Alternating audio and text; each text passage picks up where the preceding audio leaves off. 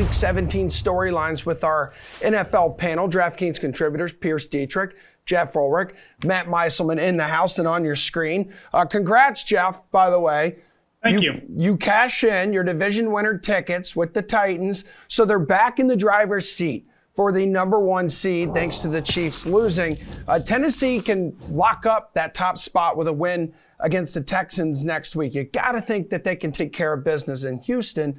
So the Titans plus 500 to make the Super Bowl could have some value, right? If they have one less game to play. We know Geoff likes it, but Pearce, is it an overreaction to take them in the AFC at that number?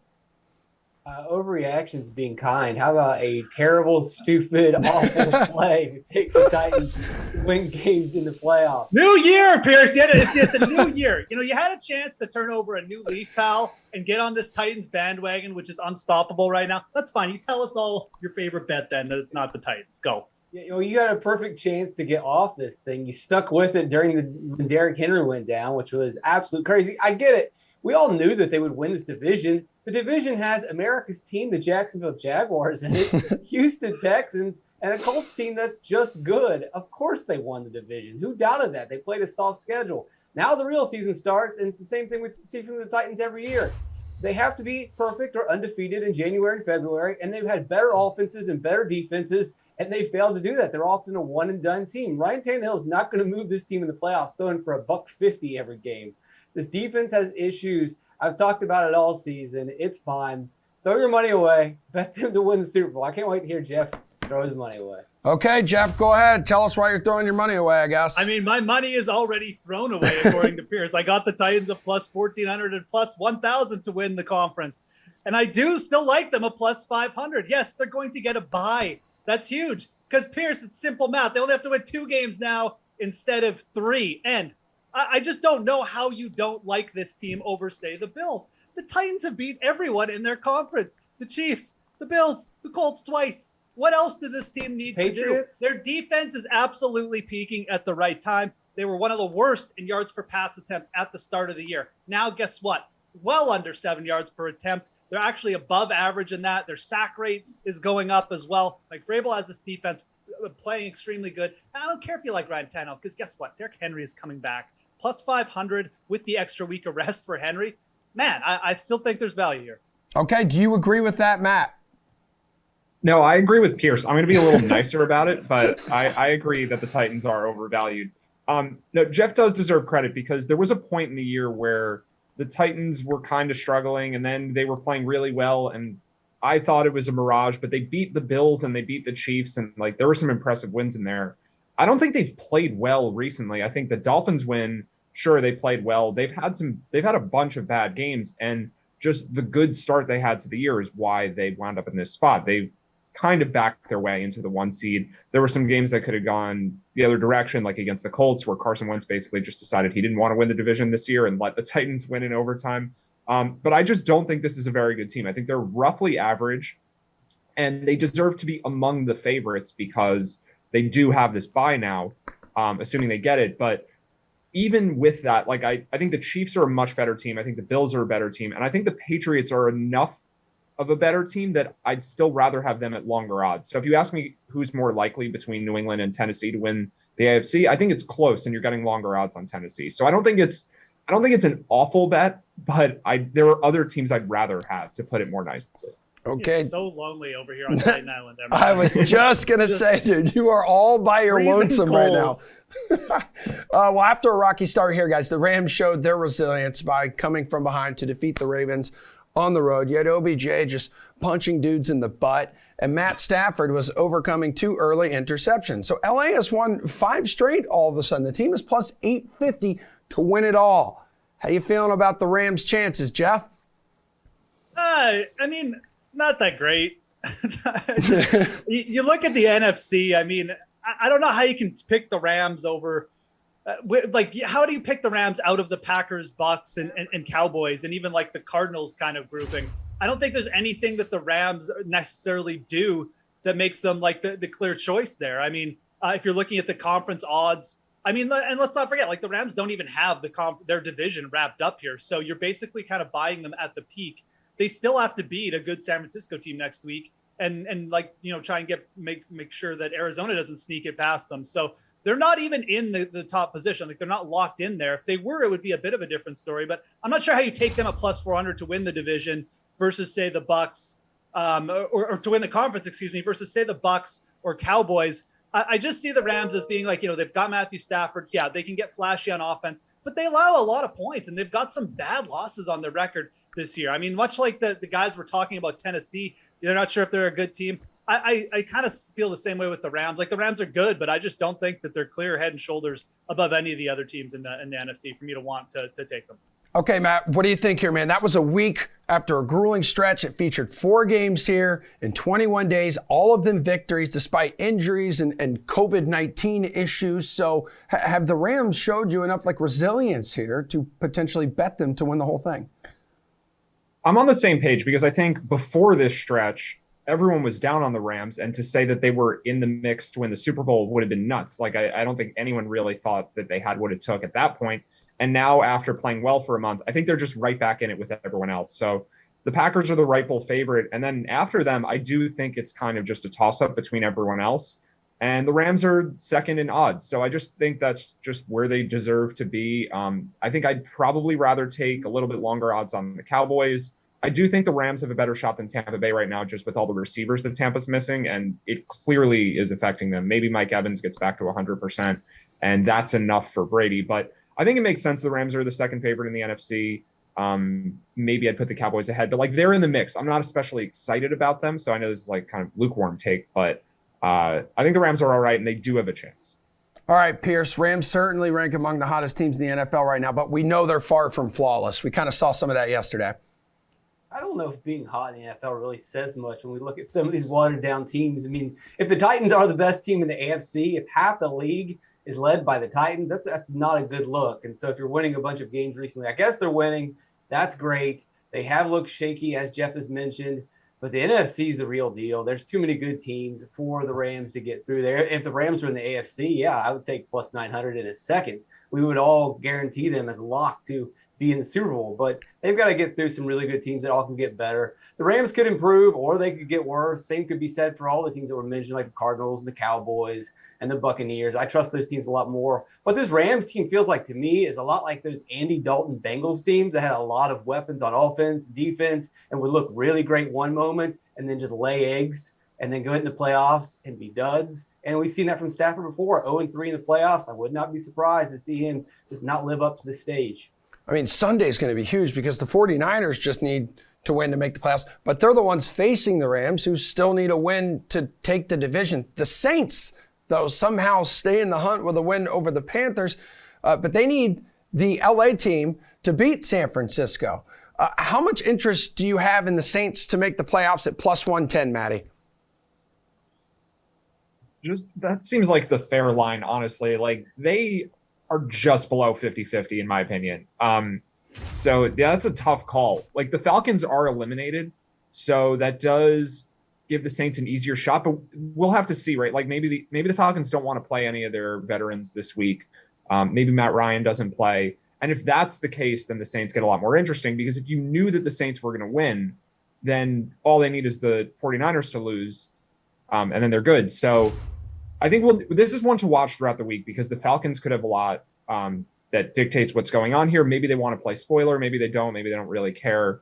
And then the Rams potentially may decide that they don't really care about this game either, because they're 2 or 3 regardless. And maybe that just doesn't matter to them too much. So I think a lot could change in terms of what these coaches decide.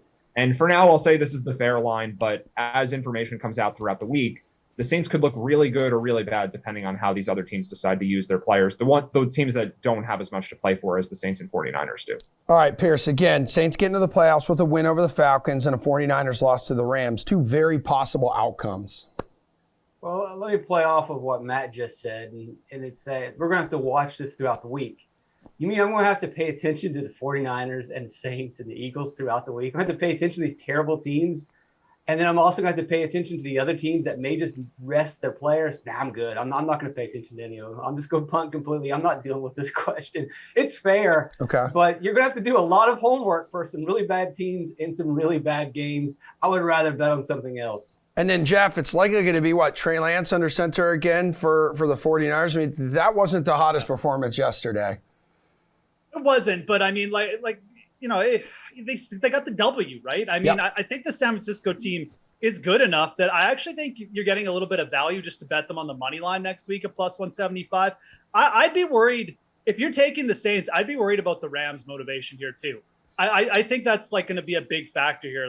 If you're interested in taking the Saints, or you're just not in on the 49ers because of Lance, you need to make sure you need to read the tea leaves here about what Sean McVay is going to do, because I could see him kind of just pulling the rug out on this one. He is sort of a forward-thinking head coach. You might just say, I'd rather have a week of rest than worry about winning the division. I think the 49ers are a good bet, and that's the side I'd rather be on personally. Just take them on the money line to win next week at plus 175. It feels like the Saints have one win in the last 2 months. I don't even know how they're in this position. So I think Atlanta actually comes to play. It's a division win. They're probably going to start Matt Ryan because they always start Matt Ryan in these spots, and they'll probably be up to play for it, maybe even more so than the Rams on the other side. So yeah, Pearce is right. It's a situation where, man, you're going to have to really just watch the news cycle and stuff this week. But I kind of like just taking the San Francisco side. They have the most to play for. They control their own destiny. And you're kind of buying low on a low sentiment on Trey Lance. Yeah, Chargers and Raiders are two other teams here too, Geoff, who control their own destiny. They're going to collide in Week 18. It's a win and end showdown on Sunday in the Sin City. Right now, which way are you leaning in this game, Geoff? I just take the plus money with the Raiders. I just take the team that's being undervalued at home here. I do think the Chargers are probably the slightly better team, but I don't think that they're the better team over Vegas by 3 points on the road to be favored by 3 points on the road. I think that's just an overreaction. I think Derek Carr is a competent quarterback, and we've seen the Chargers. I mean, they gave up 190 yards to Travis Kelce. The Raiders can move the ball. They have some weapons with Hunter Renfrow. I think at the very least, this game probably comes down to the last possession. I don't think the Chargers have a defense that are just going to blow out or shut out the Raiders. So I just take the +3 or maybe even the money line on the Raiders. Okay, Pearce, Chargers, yes to make the playoffs, -150, no, +120. I would take yes. I'd go even higher. I would see what are the odds for them to win the AFC, maybe even win the Super Bowl. I'm not a big Chargers fan. I've said plenty of times that they're fraudulent, but they have the weapons. If they could just piece everything together, they are a team that could get hot offensively and really do some damage throughout the playoffs. They have the weapons, the receivers, the running backs. They have the quarterback. The defensive scheme sometimes blows up in their face by giving up too many rushing yards, but it is a bend but don't break defense, so that can work. We saw them go to Cincinnati, take advantage of some turnovers, and win some big games. If any team is a long shot that could get hot, it would definitely be the Chargers. Okay, so Chargers right now to win the AFC +1,600 on the DK Sportsbook. Yeah. To win the Super Bowl, they're +3,500. Maddie, to make playoffs, let's look at the Steelers side here. No, -125. Yes, +105. Yeah, I think that the Raiders side. Yeah, I got confused for a second. I think it's a lot of numbers. It's betting, I know. I was looking at the Steelers, they're still in it, but I'm going to take no if those are the odds. I think that both of these guys have alluded to kind of what I'm thinking, where the Raiders and the Chargers are just both really, really inconsistent. And I have no idea I could see either team winning by 3 touchdowns in this game, even though it's supposed to be this game where it's close and it's for the playoffs and everything's on the line and it's going to be a good football game, right? How many times have we expected a good game where just one team doesn't show up? But I also think, the Chargers can make a run to the Super Bowl because they just have so much talent. They're just really bad at utilizing their talent, it seems, at least this year, and their defense is really bad most of the time. I think the Chargers probably win. I think 3 is probably too high of a line, but I really think this game can go any number of ways just because these are two probably of the most inconsistent teams in the NFL. Yeah, I meant Raiders, no, -125, and yes, +105. Because Steelers, no, -10,000. Much, much different there. Jamar Chase, guys, leaping back in to the favorite for Offensive Rookie of the Year on the DraftKings Sportsbook following his monster game against the Chiefs. That was 11 catches, team record 266 yards, had 3 stinking touchdowns, also sets the receiving yards record by a rookie in a single season. Still 1 game to go. Mac Jones had been the favorite recently. He tossed 3 touchdowns of his own yesterday, but that was against America's team. So did Chase lock it up? Or is +175 for Jones still something to consider here, Geoff? No, this one's over. Okay. These awards are all what have you done for me lately? And lately, Jamar Chase has done everything. Now he's going to be credited with winning the division. He's credited for the Cincinnati Bengals turning it around. It was the smart choice. He's proven everyone wrong. Everyone's saying, draft an O-lineman, protect Joe Burrow's knee. Guess what? Joe Burrow's knee is just fine. What he needed was an offensive weapon downfield to actually take advantage of one of the best deep balls in the game. Jamar Chase has done that. This one's done. There's no value in Mac Jones because Jamar Chase is going to win, in my opinion. Man, he was smoking a fat stogie again inside the locker room, dancing, enjoying himself. Matt, is this race over, or would you consider Mac Jones plus 175? No, I think because of the way the NFL made their schedule actually for Week 18, this one's over because there was a scenario where the Bengals didn't need to play any of their starters, and that would have been if they had a later game than the teams ahead of them, like the Titans and Chiefs, and they were just locked into their seed. Then maybe they rest Burrow, they rest Chase, but they're still playing for something. So we'll probably get another good game out of Jamar Chase. I think we would have needed him to have a week off while Mac Jones did something crazy, and that would have given it to Jones. At this point, I think it's pretty close to over. I don't want to say it's 100%, but I actually do still think there's value on the Chase side. He most likely wins, but something could happen this week where Chase has a bad game and Jones throws for 5 touchdowns, and then that would probably bring it to around 50-50. Like, it would take a lot for Chase to not win at this point. Okay, what do you think it would take, Pearce, for Chase to not win right now? There's one rare chance that maybe, just maybe, the voters that give out this award use a little bit more common sense and give it to Kyle Pitts. Kyle Pitts has gone for over 1,000 yards, only second tight end in history. I mean, that's a pretty big deal for a rookie tight end to go for over that number. If he's healthy again this week, we're going to need him to be healthy. He can break the all-time tight end receiving record. He could put up a monster game. Why not give him the ball? But you also look at what you've got: Higgins, you've got Boyd, you got Mixon, you got Joe Burrow. Kyle Pitts has put up these numbers with Matt Ryan at quarterback. They haven't had an offensive line in years. There aren't any other weapons on that team. So defenses focus on Kyle Pitts, and yet he still has put up a really solid. I mean, it's an all-time season. So, I mean, I think he's the better player, honestly, but I don't think the voters do.